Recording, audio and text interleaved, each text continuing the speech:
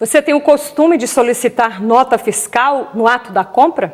Pois este simples gesto pode ajudar a combater um crime que gera prejuízos bilionários aos cofres públicos. O primeiro trimestre mal terminou e a sonegação fiscal já ultrapassa a cifra de 100 bilhões de reais.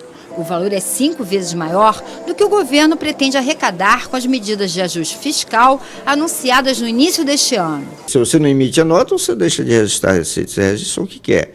Algumas optaram pelo lucro presumido, por exemplo, que não tem a escrituração contábil regular, não é obrigada por lei, pelo fisco. Então isso é uma forma também das empresas sonegarem alguma coisa, porque se ela não é obrigada a fazer a escrituração regular de tudo que acontece, ela pode muito bem se omitir ou deixar de registrar algumas coisas, e aí o fisco não tem como comprovar isso. Então a forma de sonegação hoje ainda é, em alguns casos, emissão de notas frias, né? Deixar de emitir a nota, que a culpa também é do consumidor, que não exige a nota em alguns casos, né? Dá um exemplo daquele da nota fiscal que você dá ao CPF no supermercado, por exemplo. Muita gente não dá com medo, mas aquilo é uma forma de você estar auxiliando o fisco no recolhimento. Porque se você coloca o seu CPF, o supermercado não vai poder sonegar, ele vai ter que emitir a nota fiscal. Então é uma forma de você ajudar na arrecadação dos órgãos estatais, né, do fisco estadual, municipal, federal. Exigir a nota fiscal no momento da compra também ajuda a evitar a evasão de recursos, mas o hábito ainda é pouco comum. Durante uma hora neste posto de gasolina, em São Luís, nenhum motorista solicitou o comprovante após efetuar o pagamento. Não pedi. Não, passei despercebido, não lembrei do... Nos últimos anos, grandes empresas também começaram a reduzir os gastos com a folha de pagamento. Em vez de admitir funcionários com carteira de trabalho assinada, contratam firmas terceirizadas ou prestadoras de serviço que sejam pessoas jurídicas.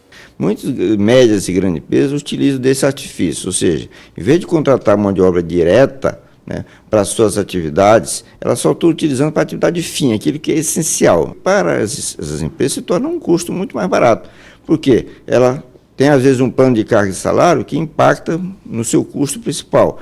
E quando ela terceiriza, esse valor que ela, em vez de ela pagar o mesmo valor que ela paga o seu funcionário direto, ela já paga para a empresa lá que o custo é muito mais baixo, o salário é mais baixo. A complexa carga tributária e o excesso de burocracia são apontadas como entraves para quem quer manter as contas em dia. A regra de tributação, a regra de recolhimento, a regra do cidadão pagar os impostos dele aqui está errada. O cidadão brasileiro ele quer pagar os impostos dele, o empresário quer pagar os impostos dele.